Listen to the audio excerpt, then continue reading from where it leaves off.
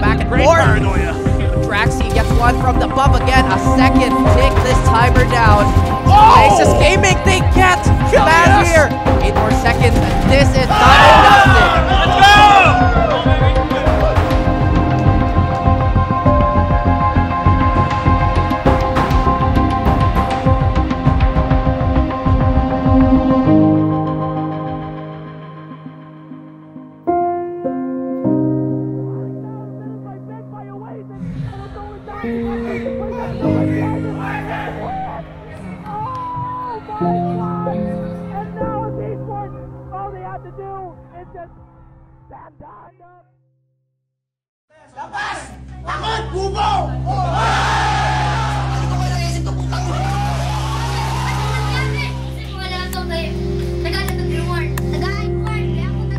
Hello guys, ako nga pala si Kelekian P.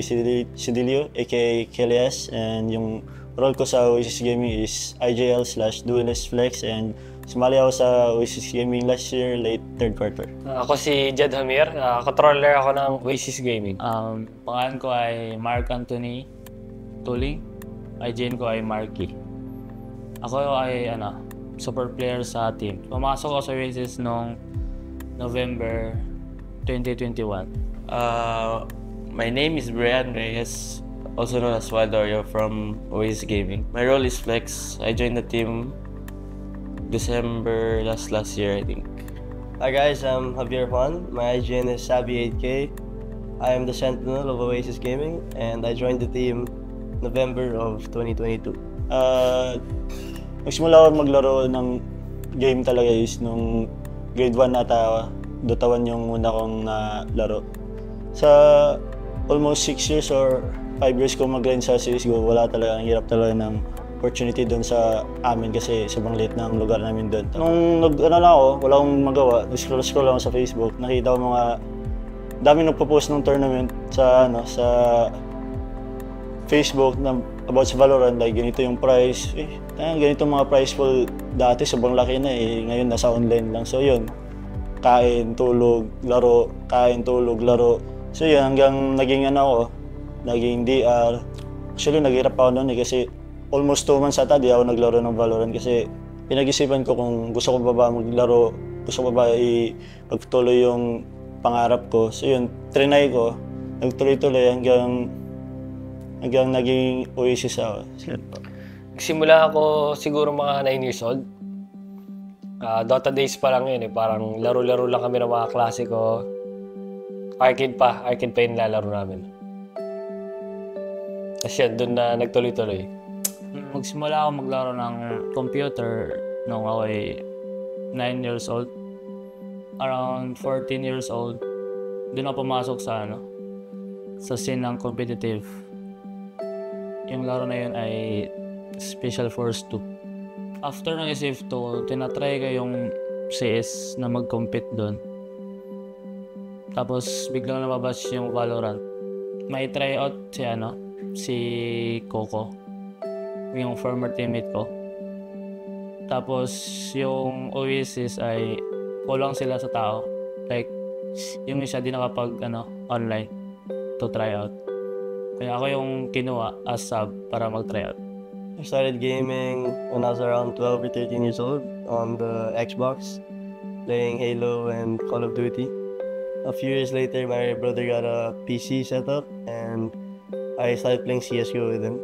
If he was out of the house, I would use the PC. My career in Valorant started in the collegiate scene when I formed the DLSU college team, where we won Akad Arena 5 feet. And from there, I got scouted to play for Sunsparks.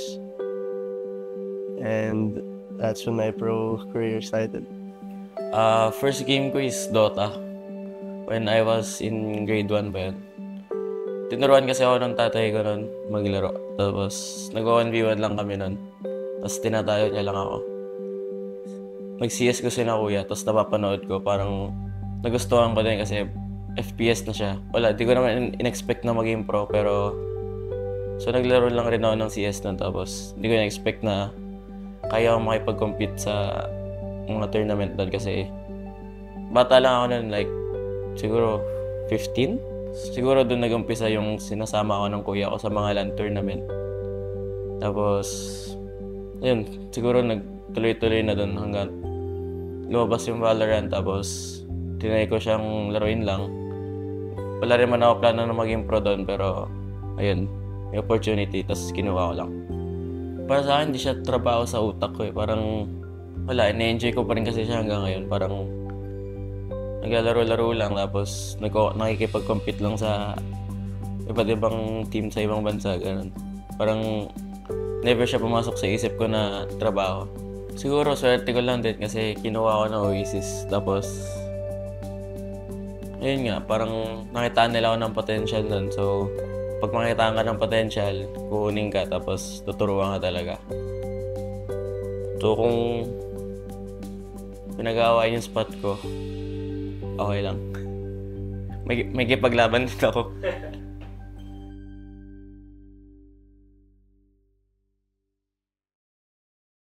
Welcome to the grand finals of VCTPH Split 2. It's gonna be an action-packed day today because we have our grand finalists, Naus Esports versus Oasis Gaming. Nako, Honey Glaze, ilang beses na natin nakita to, di ba? Our goal the whole 2023 was to win Ascension, and that's where we put most of our hard work. Baga talagang nagpa-practice kami, sobrang focus, practice talaga para makarating sa Ascension. Kaso nga lang yun, kinulang. Has fallen into the hands of Naus, and every advantage has been given to them as Ja wins senior car. Siyempre, malungkot. Tapos, disappointed sa sarili. Kaya, kasi, yun. Ginanalo. Actually, sobrang sakit ng time na yun. Kasi, tawag dito, masakit siya kasi alam mo yung pinaghirapan mo eh. Kumbaga, alam ko yung pinaghirapan ko, and mas alam ko kung ano yung pinaghirapan ng mga players. Kasi ginawa namin lahat nung time na yun, which is kinapos talaga. So, parang sa akin, actually naging yung sa pagiging emotional ko, pero after nun, kailangan kong guide sila eh. Kailangan ko silang alalayan ng time na yun kasi yun yung pinaka-down moment ng team, kumbaga. So, as a coach, and as a manager din sa kanila, then, ayun, kahit na kami, may dinadamdam din kami, pero kailangan namin kasing isang tabi yun para sa boys, para maalalayan namin sila during that heartbreak. Grabe yung grabe yung sa kanila eh. Yung tama nung pagkatalo eh. Kasi after ng game talaga nakikita ko yung bawat player mo na nag-iiyakan, tulala, alam mo yan. Kaya sabi ko, parang, shit, paano kami makaka-recover from this? For them, at least in the series, Savvy 8K, no more utilities, gonna keep cutting down, but Mojo, no damage! Not like this, not like this, not like this, not like this! Oh my god! The defuse has already begun. Not again, not again! Don't tell me. Oh my goodness! Just in case they actually are able to fight through this, but Georgie... Not again! No! Wala, parang alam talaga namin na kaya namin manali. Lamang na kami nun eh. Tapos ilang ninja defuse lang sila. Tapos yun yung pinakamasakit na natalo kami kasi parang na-diffusean lang. Parang walang kalaban-laban. Tapos wala, parang malas talaga eh. The showstopper, and it's falling down, bit by bit by Oasis, and it's only down to Nexi, but he doesn't know right behind him. It's Wits! Oh my God! Andun na eh, kaso wala talaga magagawa eh. It really shows the lack of experience that we had, and we will use that as a learning experience for 2024. So, nagkaroon ng 1 month break. Ang nakakatuwa after 1 month break, nandito na yung mga sigla, parang yung gutom na doble. Kaya naman, makikita naman this off-season na parang ang laki ng improvement from 2023 Ascension, from off-season. Sobrang laki talaga ng improvement. Pero nandun pa rin yung mga challenges, pero makikita mo na malaki yung in-improve ng team.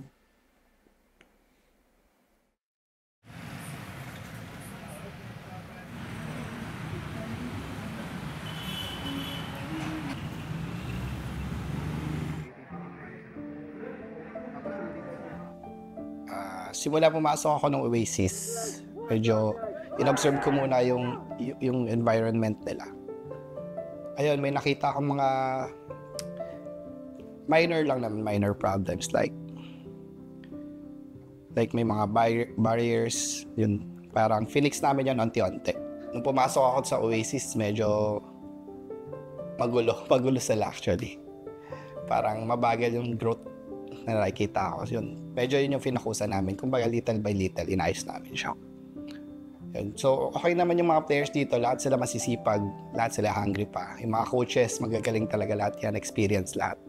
What we went through in the off-season was the ESL Thailand and the Predator APAC League, where we both fell short in. We weren't able to close important games and important rounds. Yun nga, after off-season, umalis si Nat, si Nexy. Umalis rin si Georgie nun.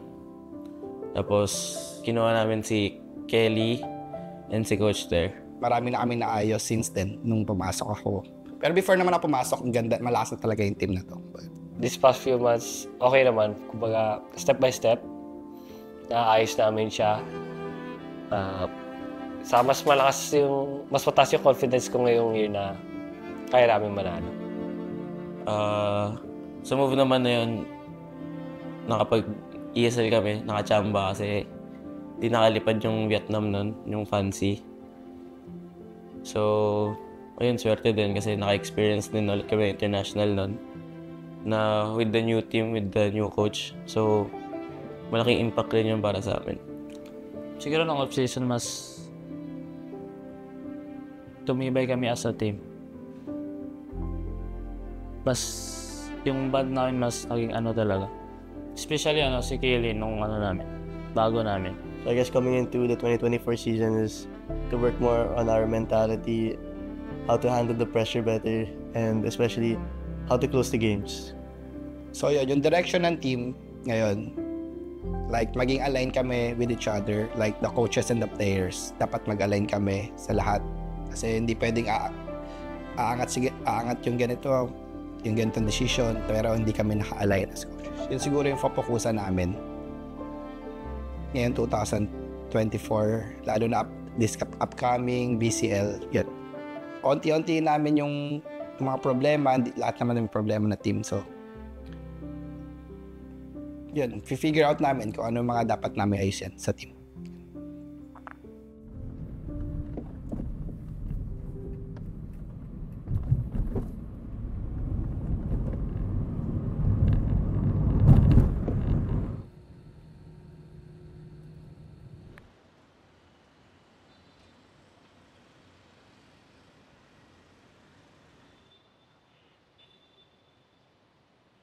Siguro pinaka-closest ko na doon si Mark kasi nung una ko siyang nakilala parang sobrang tahimik. Tapos di niya ako kinakausap dati kasi siguro nahihiya din. Parang ako siyang naging idol sa movement niya kasi parang ang galing ng movement niya na parang minsan nagagaya ko, minsan hindi. Parang ganun. Actually silang lahat pero mas nakasama ko matagal si Bray, Wilder. Nilook up ko si si Kelly. Paano siya in-game. Very hardworking na tao. Tapos, he hates losing. Siguro si Marky. Inside and outside the game. Kami lagi yung parang magkasama ni Mark. So, yun si Marky. I mean, it's like all equal. Kasi, none of them drink, none of them go out. That's usually how I get close to someone. I don't really have one close teammate. I'm close to everyone. I think the way we always prank each other, joke each other, wrestle, or just tease each other. I think it's just one as a whole. Sa akin, lahat sila eh. Wala akong pinaka-close na isa. Lahat sila yung yung matiwalaan, makapagtiwalaan. Siguro ang masabi ko na iniisip nilang mahina sila pero nakikita kong malakas sila. Na talaga nag-excel sila is may mga gusto silang gawin pero iniisip nila kasi hindi mag-work, ganun. Kaya hindi na nila sinasabi. Pero I really believe na yung potential nila as a mid-round caller or situational calls na silang 5 is sobrang exceptional. Ganun talaga eh. Pag sobrang gusto mo, ayaw mo rin ma-disappoint eh. So, sa kanila, ang pinaka-importante na matutunan nila, enjoy nila yung game. Huwag nilang isipin yung manalo, huwag nilang isipin yung matalo, just enjoy the game. Siguro hindi ko naman compare yung mga players siguro. Lahat sila may kanya-kanyang talents. Kumbaga may skills, kanya-kanyang skill set, kanya-kanyang attitude. Right now, siguro nasa team ako na sobrang taas ng potential na manalo. Like, pirang pinagsama-sama sila. Yun nga, walang attitude. Siguro meron yung iba, pero we're still figuring out para ma-fiction. Kasi nakikita ko as long as may progress yung player na yun na tinatry niya i-workout, go tayo dun.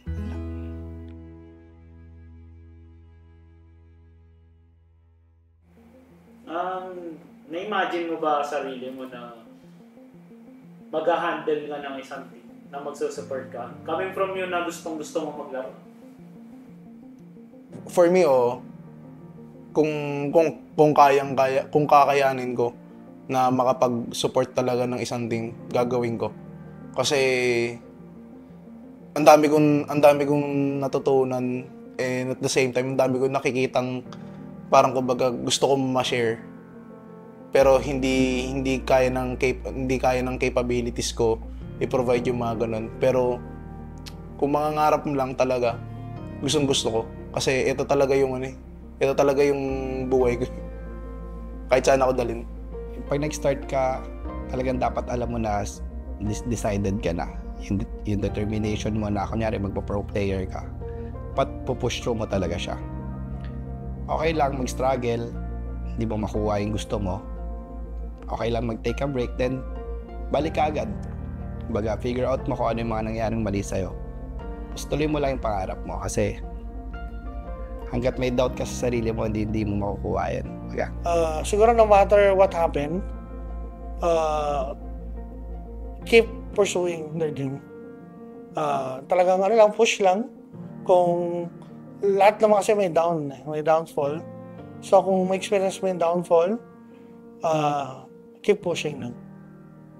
Hanggang sa makamit mo yung dream mo.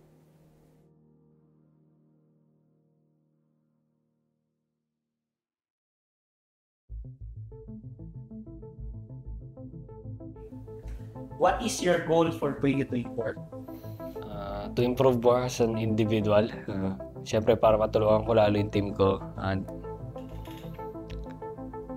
saka yun nga, sana makuha namin yung split 1, split 2, and hopefully Ascension. I have 3 goals for 2024. The first would be to win VCT Split 1. The second, win VCT Split 2. And the third, win Ascension. Isa lang naman goal ko ngayong 2024. Makapasok talaga sa franchise. Yung goal ko siguro ngayon is makapasok talaga ng franchise. Split 2. APAC franchise. Yun yung pinaka the best na masusukli namin sa Oasis and sa sarili namin. My goal for 2024 talaga is madala yung team sa Ascension.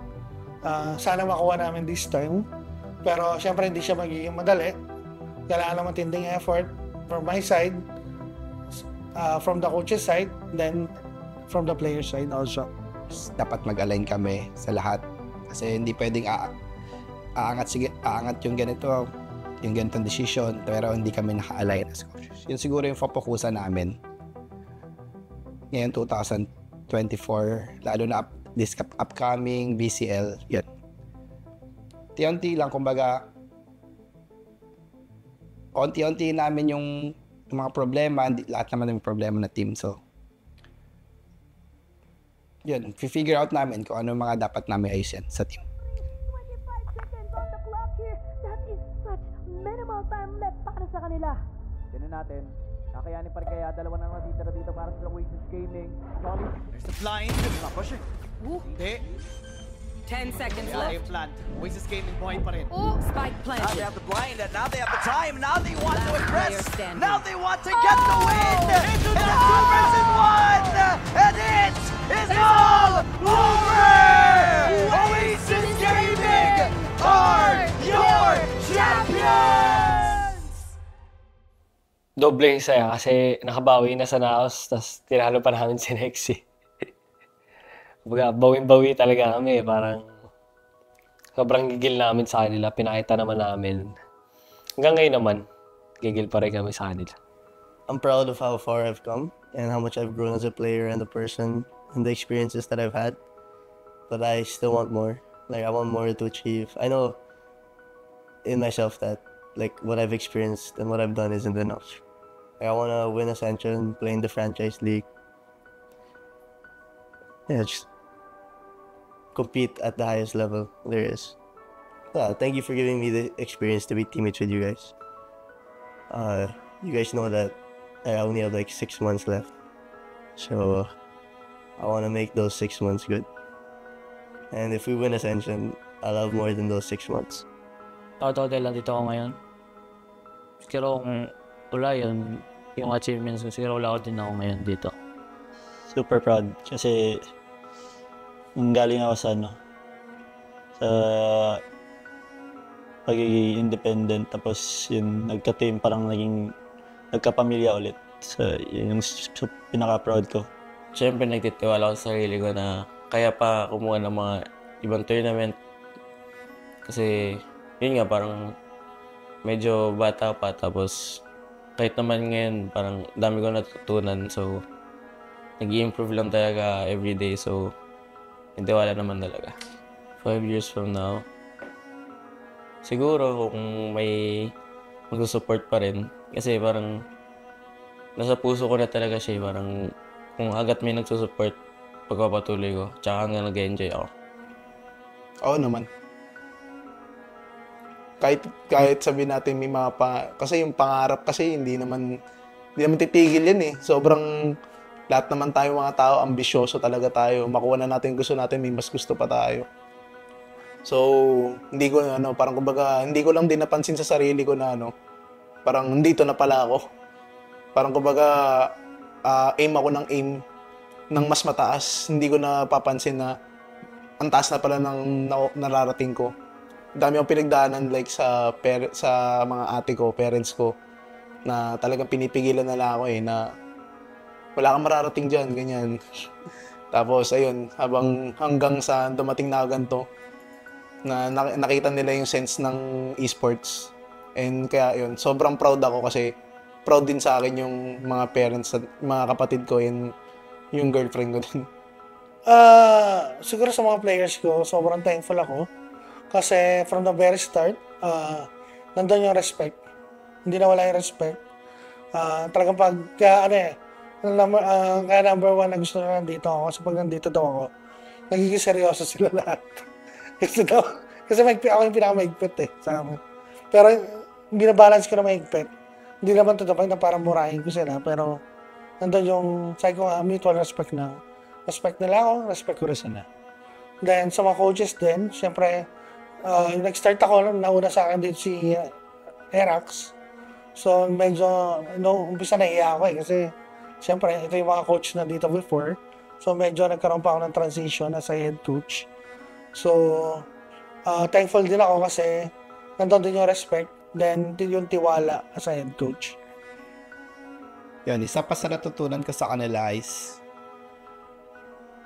sobrang sipag ng mga players na to compare sa time ko. Kasi nung time ko, parang hayay lang kami. Yung being part of Oasis, yun, sobrang daming nagbago rin sa akin. Pag sa ugali, sa way na lang mag-training, yun, ina-adapt ko lahat. Pinapasok ko lahat yun, kumbaga nila-learn ko lahat yun. At the same time, kung ano yung mga matutunan ko rin sa mga ibang orgs, yun, sa mga ibang tao, ina-apply ko rin dito sa Oasis. Ayan, to coaches and players, siguro, continue lang yung hard work na nasimulan nyo. Kahit na wala na kami sa scene. Kasi kaming mga coaches nyo, kumbaga sa bomba, maunti na lang yung PC namin eh. Yun. Kumbaga, kung ano yung mga natutunan namin, talaga sinishare na namin sa inyo. All in na yan. Sana lang huwag kayong magbabago. Lahat ng mga tinuro namin sa inyo, kayo rin magpasa sa mga next generation.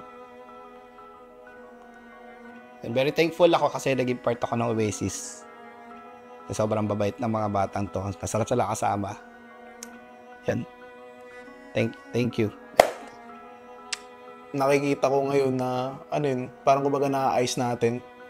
And at the same time, lagi niyong tinatouch yung puso ko, ganun. Parang thank you kasi nakikita ko na mahal niyo din ako. Kung paano ko kayo mahalin na sa team. Special shoutout din kay Ter. Si Ter talaga bumago sa akin sa maikli panahon. Kaguniyak ako. Pero syempre yun din kila ate. Kila Boss Rock tsaka kay Boss Clara. Kasi yun nga, ibang kasi, hindi kasi parang kumbaga, hindi lahat nabibigyan ng opportunity ng ganito. So, parang kumbaga, I really feel bad talaga pag natatalo eh. Ganun. Parang kumbaga sa akin, hindi ko talaga masuklian ng tama. So, ayun, gusto ko lang malaman nyo, ate, ganun, na ginagawa namin lahat. And mas pupush pa namin. Kung di kinakaya yung 200%, magpa-500 na tayo. Mag 1,000 pa. Yan. So, yun. Thank you, Oasis. Thank you. Ako, ang pinaka-vision ko sa Oasis talaga, sabi ko nga, gusto kong makapasok kami sa franchise team. Parang gusto lang manalo sa Ascension.